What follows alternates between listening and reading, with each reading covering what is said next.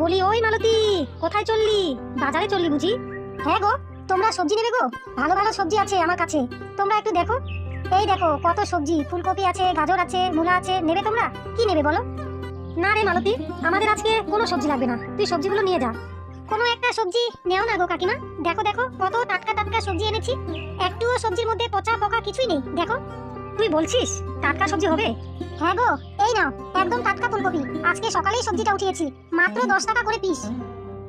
ও আচ্ছা ঠিক আছে, তাহলে একটাই ফুলকপি থাক, আমরা মাত্র একজনই খাবো, এতেই হয়ে যাবে। আচ্ছা ঠিক আছে। ও মাসিমা, তুমি কোনো সবজি নেবে না? না রে মোনা, আমার কোনো সবজি লাগবে না, তুই বরং সবজিগুলো বাজারে নিয়ে যা। এই মা বাপ মোরা মেয়েটাকে দেখে খুব কষ্ট হয়, তাই না রে কুসুম?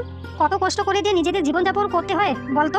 রোদ ঝড় বৃষ্টি সবজি মাথায় নিয়ে সারাদিন পাড়ায় বাজারে ঘুরে বেড়াতে হয়, শুধুমাত্র কটা টাকা ইনকামের জন্য। কোনোদিন সবজি বেচা কেনা হয়, আবার কোনোদিন হয়ও না। এইভাবে দুই ঠাকুমা নাতনির দুঃখে নিজেদের জীবন কাটিয়ে দিচ্ছে। ওদের কি কপাল সত্যি। হ্যাঁ গো মিনা বৌদি, ভগবান মনে হয় ওদের কপালে একটু সুখ লিখতে ভুলেই গেছে। জন্মের পরে মাটাকে তো হারালো, আর তার কিছুদিন পরে বাবাটাকেও হারালো অভাগীটা। জন্মের পর থেকে দেখছি অভাগীটার খুব দুঃখ কষ্ট। এখানে আমাদের আর কি করার আছে বল? এখানে ওর সম্বল বলতে একমাত্র ওর ঠাকুমাই, এমনকি থাকার মতো একটা ভালো বাড়িও নেই। জল বৃষ্টির সময় তো চালের ফুটো দিয়ে ঘরে জলও ঢুকে। এত কষ্ট করে কি জীবনযাপন চলে, তুমিও বলো তো। ঠাকুমা, ও ঠাকুমা, তুমি এখানে বসে কি করছো গো? দিদি ভাই, তুই এলি? হ্যাঁ রে, তোর আসতে আজকে এত দেরি কেন হলো রে? হ্যাঁ গো ঠাকুমা, আমার আসতে আজকে একটু বেশি দেরি হলো। ঠাকুমা, তুমি তাড়াতাড়ি একটু রান্নাটা চাপিয়ে দাও তো, আমার না খুব জোরে খিদে পেয়েছে আজকে, আমার খাটনিটা আজকে একটু বেশি হয়েছে। হ্যাঁ রে দিদি ভাই, আমি এখনই রান্নাটা চাপিয়ে দিচ্ছি, তুই শুধু একটু দাঁড়া, এখনই রান্নাটা আমার হয়ে যাবে। ঠিক আছে ঠাকুমা, আমি তাহলে হাত পাগুলা ধুয়ে আসছি। আর হ্যাঁ ঠাকুমা, এই সবজিগুলো আজকে বেঁচে গেছে, পারলে এখান থেকে কিছু সবজি বানিয়ে নিও, ওই দিয়ে আজকে আমাদের ভাত খাওয়া হয়ে যাবে। আমি দেখি বাজারে শুটকি মাছের দোকান আজকে বসেছে কিনা, শুটকি মাছের ভর্তা খেতে যে আমার কি ভালো লাগে। ঠিক আছে রে দিদি ভাই, তুই কিন্তু তাড়াতাড়ি বাড়ি ফিরে আসবি, আমার রান্নাটা তাড়াতাড়ি হয়ে যাবে। আমারও তো খুব খিদে পেয়েছে, তাই তুই বাড়িতে শুটকি মাছ নিয়ে এলেই আমরা খেতে বসবো। হ্যাঁ গো ঠাকুমা, আমি বেশি দেরি করবো না, বাজারে যাবো আর আসবো, তুমি বরং এখনই রান্নাটা তাড়াতাড়ি চাপিয়ে দাও, আমি এখনই গেলাম আর এখনই এলাম।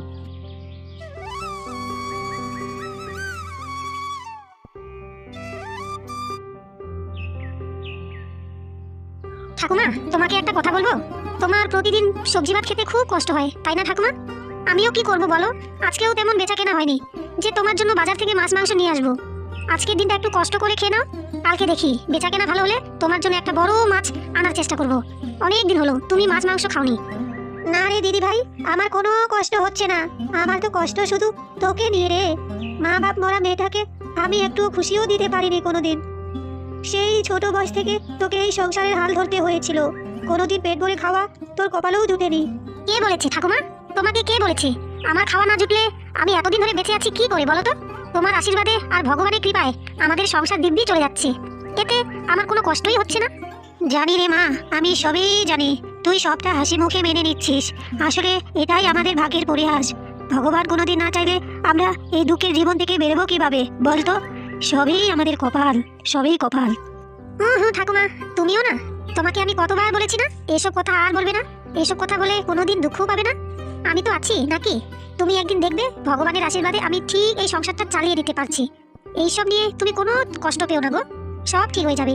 এ কি ঠাকুমা, তোমাকে আরেকটু ভাত দিব? না রে দিদি ভাই, আমাকে আর ভাত লাগবে না, তোর ভাত আছে?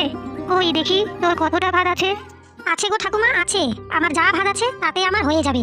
এখন তাড়াতাড়ি তুমি ভাতটা খেয়ে নাও দেখি।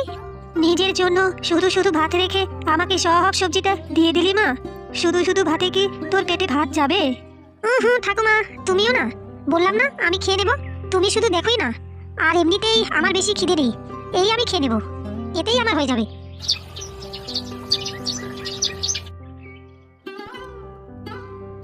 সবজি নেবে গো সবজি? ও কাকিমা, ও মাসিমা, তোমাদেরকে সবজি দেবো? খুব টাটকা টাটকা সবজি আছে আমার কাছে গো, তোমরা দেখবে? না রে মোনা, আমাদের আজকে কোনো সবজি লাগবে না, তুই বরং বাজারে যা। ও ঠিক আছে, লাগবে না তোমাদের? আচ্ছা বেশ।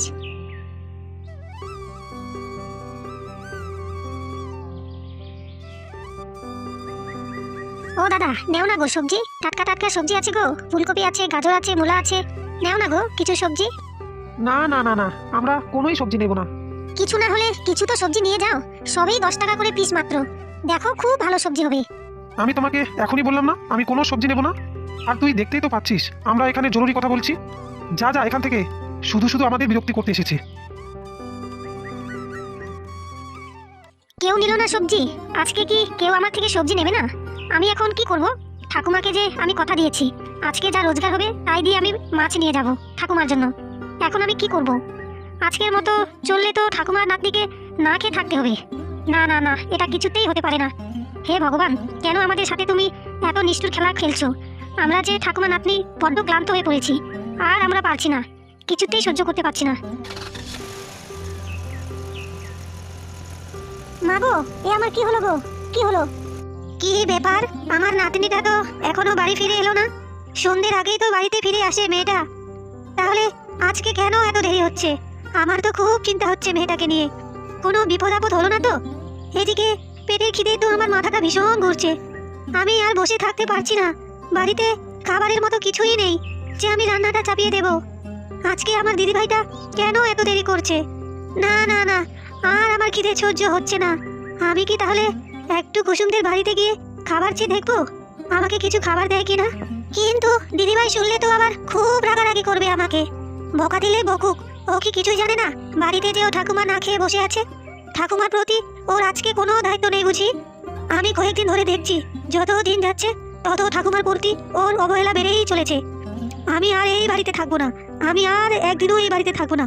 থাকুক, ও এই বাড়িতে একাই থাকুক, দেখি ও আমাকে ছাড়া এই বাড়িতে একা কি করে থাকে। আমিও দেখবো, আজকে বাড়িতে আসুক। যাই হোক, আমি একটু রাস্তায় গিয়ে দেখি মেয়েটা কোথায়। এ কি, কে ওখানে এভাবে শুয়ে আছে কেন? এ কি, কে তুমি? হে মা, হে কি, হে কি দিদিভাই তুমি? দিদিভাই, দিদিভাই চোখ খুল, দিদিভাই চোখ খুল। দিদিভাই, তুই কি শুনতে পাচ্ছিস না আমার কথা? কি হয়েছে কি তোর দিদিভাই? তুই কেন কথা বলছিস না দিদিভাই? ও দিদিভাই, দিদিভাই শুধু একবার কথা বল আমার সাথে। কেন আর কথা বলিস না আমার সাথে দিদিভাই? দিদিভাই, দিদিভাই তুই ছাড়া আমার যে আর কেউ নেই এই পৃথিবীতে। দিদিভাই, দিদিভাই চোখ খুল। আমি তোকে ছাড়া কিভাবে থাকবো দিদিভাই? তোকে ছাড়া যে আমি বাঁচতে পারবো না রে দিদিভাই, তুই একবার শুধু চোখ খুল। এইভাবেই শেষ হয়ে গেল একটা জীবন। হয়তো মালতীর মতো মানুষকেই এইভাবে দুঃখে কষ্টে পড়ে মরতে হয়। তো হ্যালো গাইস, আসসালামু আলাইকুম। মেরা আমার ভিডিও পেতে চ্যানেলটি এখন সাবস্ক্রাইব করে পাশে থাকা বেল আইকনটি বাজিয়ে রাখুন। নতুন দর্শকদের জন্য একটাই কথা, সেটা হচ্ছে আপনাদের নিজস্ব গল্প যদি থেকে থাকে তাহলে আমাদের এখানে কমেন্ট বক্সে কমেন্ট করে গল্পটি জানাতে পারেন। জানালে আমরা সেই অনুযায়ী গল্প তৈরি করতে পারেন। কারণ নতুন দর্শক বললাম কেন, যারা প্রতিনিয়ত আছে তাদের কথা না বললেই নয়, তাদেরকে কতবার বলবো, নতুনদের কথা একটু বলতে হয়। যাই হোক, যারা চেনে তারা তো আর যাদের আমরা চিনি তাদের তো আর বলতে হয় না, যারা চিনি না তাদের সাথে এটাই বলতে হয়। যাই হোক, কিছু মনে করেন না। নতুন নতুন ভিডিও পেতে চ্যানেলটি এখনই সাবস্ক্রাইব করে পাশে থাকা বেল আইকনটি বাজে রাখুন। আপনারা স্কিপ করে চলে যেতে পারেন, সমস্যা নেই। না হলে নতুন একটা অনেক ভিডিও আছে, আপনারা ওই ভিডিওগুলো দেখতে পারেন, কার্টুন ভিডিও।